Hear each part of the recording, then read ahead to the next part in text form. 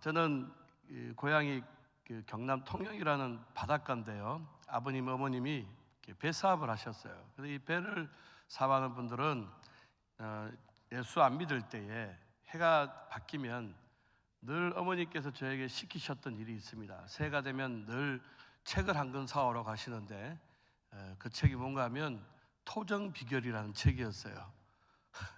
혹시 아십니까? 해보신 경험이 있으신 것 같아요.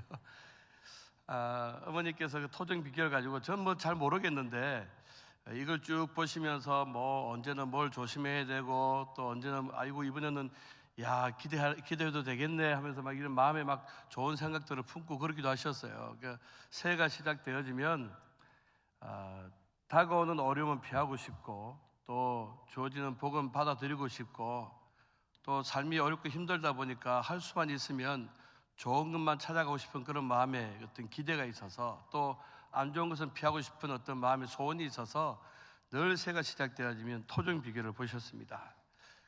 그러면서 아마 이제 새해에 대한 어떤 다짐들, 기대들, 결심들을 하셨던 것 같아요.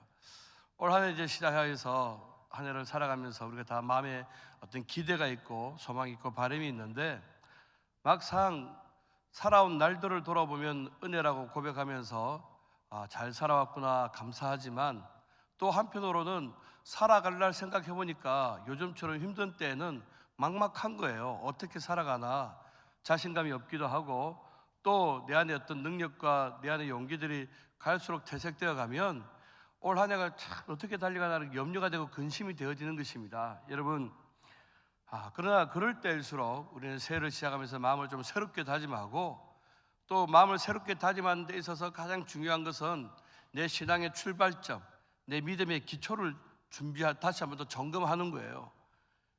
제가 군대 생활할 때도 50km 행군, 100km 행군, 긴 행군을 떠날 때는 항상 뭘 준비했는가 하니까 군장이라든지 전투화라든지 걷기 위한 기초 준비들을 철저하게 합니다. 그러면 100km를 가도 50km 가도 어렵지 않게 행군을 잘 할 수가 있는데 또 인생도 마찬가지입니다. 새해를 시작하면서 올 한 해 내가 어떻게 살아갈까 마음에 어떤 염려가 있고 또 한편 잘 살기를 원하는 기대가 있는 분들마다 우리가 신앙 안에서 신앙의 기초를 다시 한번 더 점검하는 거예요. 그러면서 그 기초 안에서 올해 한 해 잘 살아봐야지 하고 다짐하는 것입니다. 근데 제가 아무리 생각해봐도 우리 인생과 우리 신앙의 기초는 다른 게 없어요. 예배밖에 없는 것입니다. 예배가 신앙의 출발점이고 우리 인생의 기초예요. 하나님은 예배하는 자를 기뻐하십니다. 하나님이 우리를 인생을 만드신 창조의 목적도 우리를 통하여 예배받기 원하셨고 아들의 피값을 통해서 우리를 구원하신 목적도 불순종했던 우리 인생이 하나님의 순종, 하나님의 예배드리는 이 삶을 위하셔서 우리를 구원하신 거예요. 그러니 창조의 목적, 구원의 목적 딴 게 아니라 예배라는 것입니다. 그렇다면 우리가 올 한 해 하나님, 내 하나님 앞에서 인생 잘 살고 싶습니다, 승리하는 인생 되고 싶습니다, 복된 생에 살고 싶습니다 라는 마음의 소원이 있는 자들마다 출발점으로 돌아가셔야 돼요. 그게 뭔가 하면 마음에 다짐하는 겁니다. 하나님, 올 한 해 예배로 승리하겠습니다. 예배의 복을 받아 누리겠습니다. 하나님, 이 예배를 통해서 올 한 해 힘있게 달려갈 수 있는 은혜와 힘과 능력을 저와 여러분 모두에게 공급해 주실 줄로 믿습니다. 그러니 올 한 해 신앙생활 하다가 다른 것 좀 못할 수 있어요. 건강 나빠서 봉사 못할 수도 있고 때로는 상황과 환경이 안 돼가지고 내 하고 싶은 찬양 마음껏 내 하고 싶은 헌신 마음껏 못할 수도 있는데 그러나 다른 건 몰라도 난 이것만큼은 하나님의 절대로 지키겠다. 그게 뭐냐? 예배라는 것입니다. 오늘 왜 예배가 우리 인생의 가장 복된 삶의 의미인지를 알려주는 사람이 저와 여러분이 읽었던 창세기 12장에 나오는 아브라함입니다. 우리가 아브라함을 일컬어서 뭐라고 부릅니까? 믿음의 조상이라고 이야기하죠. 이 말은 하나님의 백성의 출발점이라는 말도 되어지지만 또 한편으로는 우리 신앙의 모델, 신앙의 샘플이라는 뜻도 되어집니다. 여러분, 이 아브라함의 생애를 가만히 살펴보면 아브라함이 하나님 주신 복을 받아 누리며 살 수 있었던 가장 큰 비결은 뭔가 하면 아브라함의 인생은 한마디로 이야기하면 예비하는 인생이었다는 거예요. 오늘 저와 여러분이 읽었던 창세기 12장 7절에 보면 아브라함이 자기에게 나타나신 여호와께 그가 그곳에서 제단을 쌓고, 8절에도 보면 그가 그곳에서 여호와께 제단을 쌓고, 그리고 13장 3절 4절 한번 볼까요? 13장 3절 4절에도 보면 그가 처음으로 제단을 쌓은 곳, 그가 거기서 여호와의 이름을 불렀더라. 그리고 13장 18절에도 보면 여호와를 위하여 제단을 쌓았더라. 그리고 무엇보다도 아브라함의 예배 인생의 가장 큰 절정은 어디에 있는가 하면 창세기 22장에 나오는 모리아 산에 가서 아들 이삭을 하나님께 제물로 드리는 거기에서 아브라함의 예배 인생의 절정이 나타나는 겁니다. 그러니 여러분, 아브라함의 인생은 한마디로 이야기하면 예배로 시작해서 예배로 끝난 인생. 근데 놀라운 것은요, 하나님이 아브라함을 부르실 때 뭐 되게 하셨다고 이야기하셨습니까? 약속하셨습니까?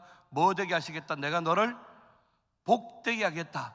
이 말은 복의 근원 된다라는 말이에요. 여러분, 이 복이라는 말에는 어떤 의미가 들어가 있는가 하면 무릎 꿇다, 절하다라는 의미가 들어가 있는 겁니다. 내가 너를 복되게 하기를 원하는데, 네가 정말 나의 복된 생애를 살기를 원한다면 너 내 앞에 무릎 꿇으라는 거예요. 내 앞에 절하라는 것입니다. 평생 갈대아 우르에서 그 우상 섬기던 인생 살던 아브라함을 하나님 불러내셨어요. 불러내시면서 약속하시기를 내가 너 복되게 하겠다. 이 말은 네가 나에게 절하고 네가 나에게 무릎 꿇고, 다시 말하면 네가 나를 향해 예배하고 나를 향해 기도하면 나는 너를 복되게 해주겠다. 여러분, 다름 아닌 우리 인생이 하나님 주시는 복된 생애를 사는 비결은 바로 이겁니다. 하나님 앞에 무릎 꿇는 거예요. 하나님 앞에 절하는 것입니다. 그러니 올 한 해 동안 한 해를 살아가면서 예배의 승리자 되시기를 주의 이름으로 축복합니다. 인생에 문제가 있을 때마다 사람 찾아가지 말고, 어떤 도울 힘 찾아가지 말고, 여호와 하나님을 나의 의지로 삼아서 하나님께 무릎 꿇는 인생 되기를 주의 이름으로 축원합니다. 그러면 인생 잘 살아가게 되어 있는 것입니다. 근데 왜 이 아브라함이 하나님 앞에 예배 삶을 중심으로 삼았을까? 하나님 약속하셨던 그 복을 소망하면서 아브라함이 예배의 무릎을 꿇었던 이유는 첫 번째는 이겁니다. 하나님께서 주셨던 은혜를 잊지 아니하고 감사하면서 더 큰 복을 소망하는 마음으로 제단을 쌓았어요. 오늘 12장 7절에 보면 좀 전에 말씀드린 것처럼 여호와께서 아브라함에게 나타나 이르시되 내가 이 땅을 내 자손에게 주리라 하신지라, 자기에게 나타나신 여호와께 그가 그곳에서 제단을 쌓고, 하나님께서 약속하신 땅으로 왔는데 하나님께서 나타나셔서 아브라함에게 뭐라고 이야기하는가 하니까 내가 내게 복을, 이 땅을 내 자손에게 주겠다라고, 땅을 주겠다고 약속하는 거예요. 그러니 이 아브라함 마음 가운데 하나님 나에게 땅을 주신다고 약속하시는구나, 감사합니다 하고 그 감사의 마음이 생기면서 그 즉시로 반응을 보였던 게 뭔가 하면 제단을 쌓는 거였어요. 그런데 문제는 하나님은 약속하셨지만 이 땅을 실제 나의 것으로 삼는다는 것을 생각해 보니까 상황이 만만치가 않은 거예요. 왜 그런가 하니까 6절에 보니 아브라함이 그 땅을 지나 세겜 땅 모래 상수리 나무에 이르니 그때 가나안 사람들이 그 땅에 거주하였더라. 하나님이 약속하신 그 땅에 누가 지금 살고 있는 거예요? 가나안 사람들이 살고 있는 거예요. 말 그대로 하면 선점하고 있는 겁니다. 가나안 사람들이 살고 있으면서 아브라함이 그 땅에 들어오니까 이 사람들이 하는 이야기, 아브라함 보고 우리 집에 왜 왔니? 왜 왔냐고 묻는 거예요. 아브라함은 달리 할 말이 없는 겁니다. 그런데 하나님은 그런 아브라함에게 내가 너에게 이 땅 주겠다라고 약속하시는 거예요. 돌아보니까 여러분 5절에 아브라함이 하란에서 얻은 모든 소유와 사람들, 아내 사례와 함께 가나안 땅으로 온 거예요. 근데 이 땅에 돌아오자마자 정말 마음에 들었던 생각이 뭐였는가 하니까 갈대아 우르로부터 하나님의 명령을 받아서 하란으로 갔다가 가나안 땅까지 오는데 이 거리가 정말 만만치가 않은 겁니다. 최소한 거리로 따져도 1,500km는 되어져요. 시간만 거의 한 15년 이상 걸렸습니다. 그러니 그 긴 시간, 긴 여정, 그 하나님 약속 하나 붙잡고 어디지 하고 묻고 왔는데 그 땅에 오니까 하나님께서 마침내 여기야 라고 알려주신 거예요. 그런데 여러분, 그 긴 여정을 오면서 오히려 사람들은요, 오다가 죽기도 하고 모든 가졌던 걸 잃어버리기도 하고 또 자신도 약해지기도 하는데, 웬걸 아브라함은 그 긴 여정을 오면서도 그 모든 소유는 늘어났고 재산도 부유해지고 사람들도 없고, 그러면서 그 사람들과 재산 가지고 가나안 땅에 정착하게 된 거예요. 그러니 돌아보니까 하나님께서 지금까지 여기 나를 이끄시고 인도하셨구나, 감사하는 마음이 생기는 겁니다. 그런데 그 땅의 상황과 환경을 보니까 미리 그 땅에 살고 있는 사람들이 있어서 만만치가 않은 거예요. 그런데도 하나님께서 이 땅을 내가 너에게 주겠다라고 약속을 하는 겁니다. 그러니 돌아온 날 보니까 감사하고, 하나님의 말씀과 약속을 받으니까 소망이 생기고, 그러니 지난 날에 대한 감사와 앞으로 하나님 내게 주실 것들에 대한 기대하는 마음이 생기니까 거기에 뭐가 생겨나는 거예요? 감사하는 마음이 생기는 겁니다. 그러니 거기에다가 즉시로 아브라함이 제단을 쌓는 거였어요. 여러분, 시편 50편에 감사로 제사 드리는 자가 어떻게 한다고요? 하나님의 이름을 영화롭게 하나니. 여러분, 그렇습니다. 인도하심에 대한 감사, 복 주실 것에 대한 감사, 이것이 하나님 앞에 예배로 드려졌던 거예요. 여러분, 우리도 마찬가지입니다. 우리가 주일을 드리는 이유는 한 주간 하나님의 은혜로 잘 살아왔습니다. 한 주간 하나님의 은혜로 잘 살아갈 줄로 믿습니다. 이 감사와 기대가 마음에 충만해진 자들은 하나님 앞에 기쁨으로 제단을 쌓게 되어 있어요. 예비하게 되어 있는 것입니다. 그러니 여러분, 우리가 신앙생활하면서 하나님 늘 말씀을 가까이 합니다. 이 말씀을 가까이 할 때마다 말씀에는 딴 게 없어요. 하나님의 약속들이 나타나 있어요. 내가 너에게 영원한 생명 주겠다, 내가 너에게 풍성한 삶을 약속하겠다, 내가 너와 함께 해주겠다, 내가 너를 도와주겠다. 하나님의 약속들이 하나님의 말씀에 나타나 있는 거예요. 그러면 그 말씀이 내게 와닿을 때마다, 내 가슴에 부딪힐 때마다 우리 안에 나타나는 건 뭔가 하면, 주님 감사합니다, 지금까지도 그렇게 해주셨고 앞으로도 그렇게 해주실 줄로 믿습니다. 이 고백 가운데 하나님 앞에 예배하게 되어지는 것입니다. 여러분, 그렇습니다.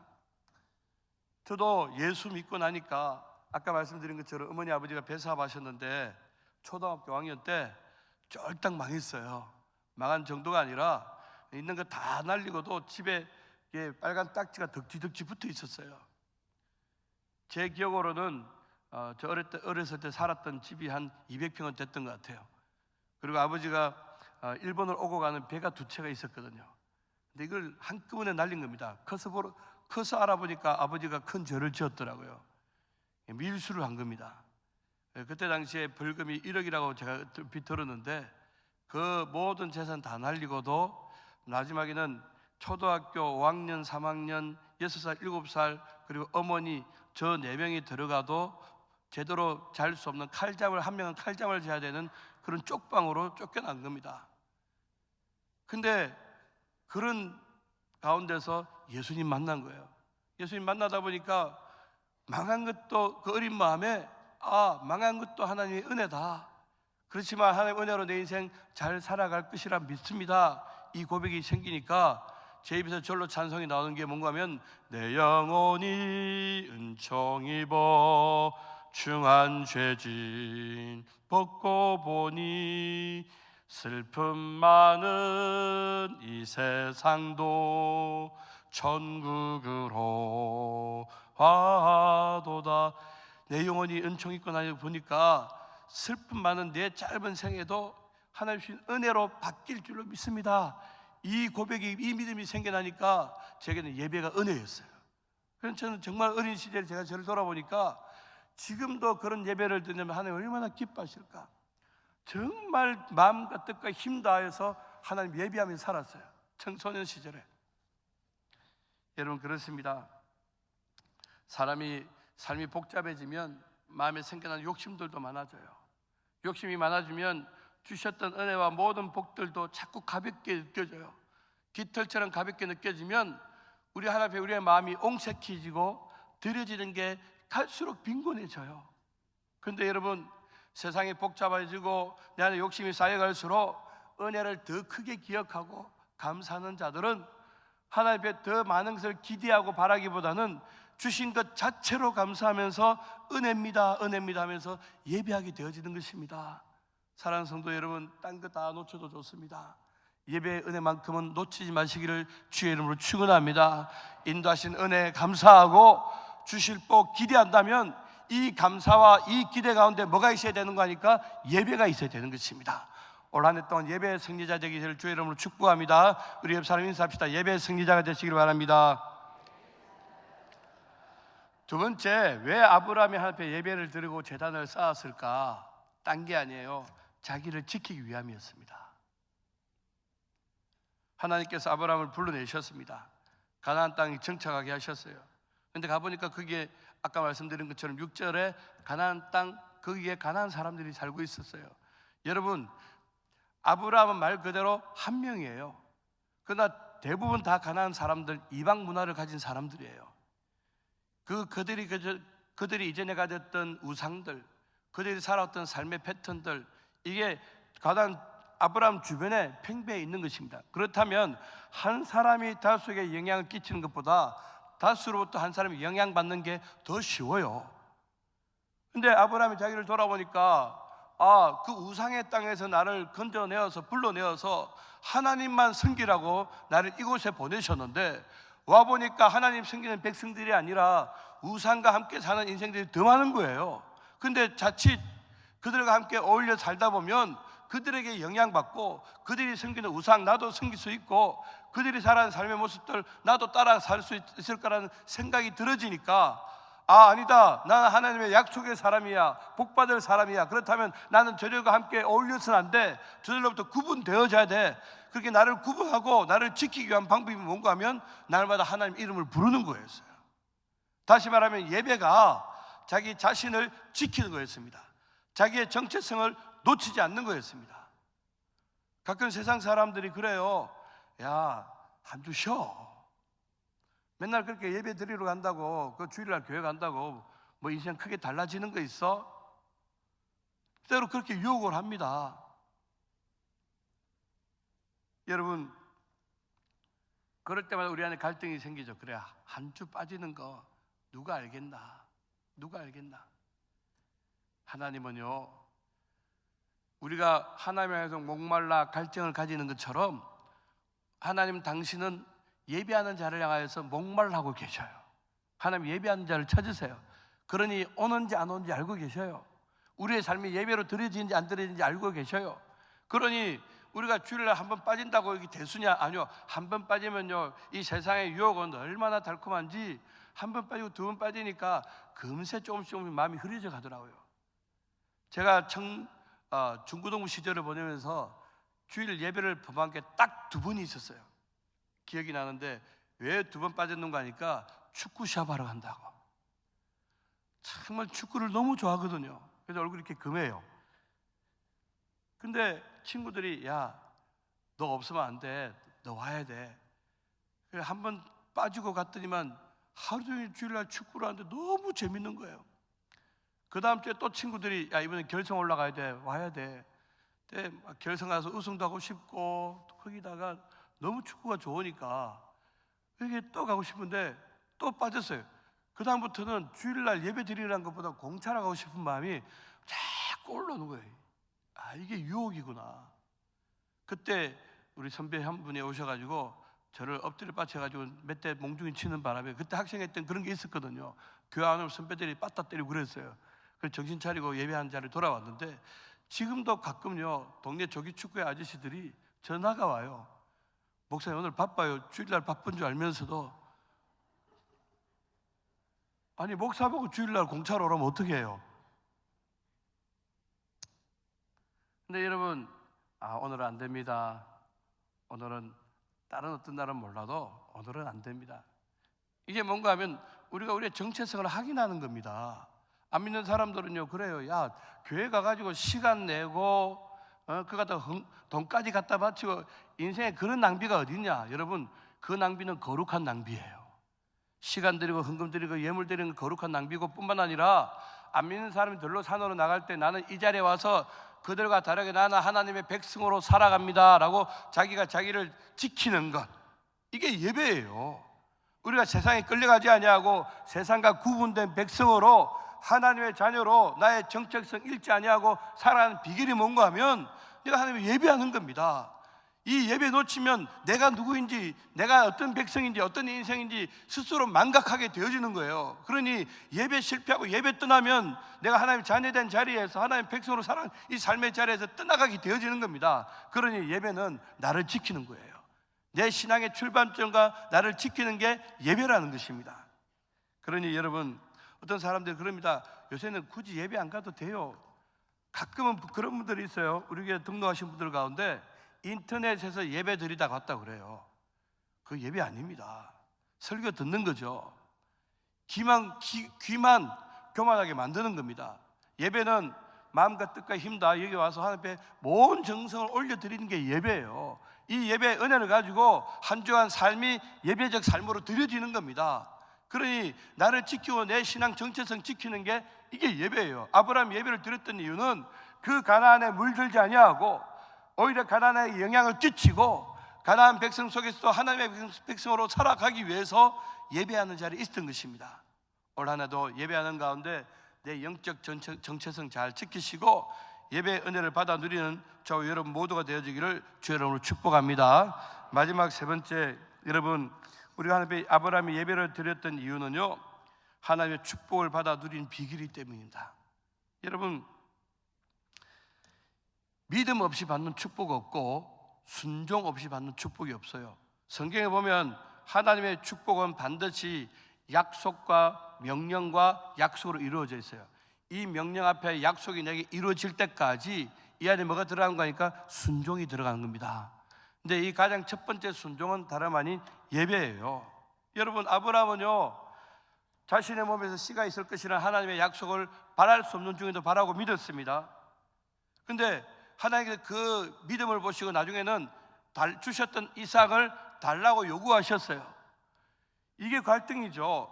약속하셨고 그리고 이 약속이 내게 이루어지기를 내가 믿는데, 근데 그 사이에 하나님은 자기가 주셨던 이삭을 달라고 이야기합니다.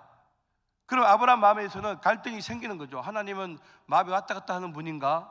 아니야, 하나님 약속하신 분이니까 반드시 이루시는 분이야. 그렇다면 내게 이루실 것을 내가 믿는다면 내가 이삭을 드릴지라도 하나님은 반드시 나에게 이루어 주실 거야. 이 순종의 마음 가지고 하나님의 예배를 드렸더니만 하나님은 이 약속에 대한 순종 그리고 그 믿음 보시고 아브라함에게 대적의 문을 취하고 모든 것에 복에 근원되어지는 복을 아브라함에게 허락해 주셨던 거예요. 그러니 이 약속과 믿음의 복 사이에는 반드시 순종이 들어가고 이 순종은 하나님의 나를 드리는 예배 행위로 통하여서 나타나게 되는 것입니다. 하나님께서 아브라함에게 이삭을 요구하셨던 이유는 네가 다른 어떤 것보다도 나를 사랑하고 나만을 생각하고 살아가겠냐 이거예요. 예배가 그거 아닙니까? 하나님만 생각하고 하나님만 사랑하고 하나님만 따라가겠습니다, 이거 고백 아니에요?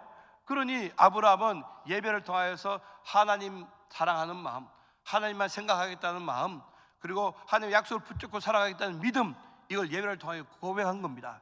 그랬더니만 하나님께서 아브라함에게 창세기 22장의 그 놀라운 복들을 허락해 주십니다.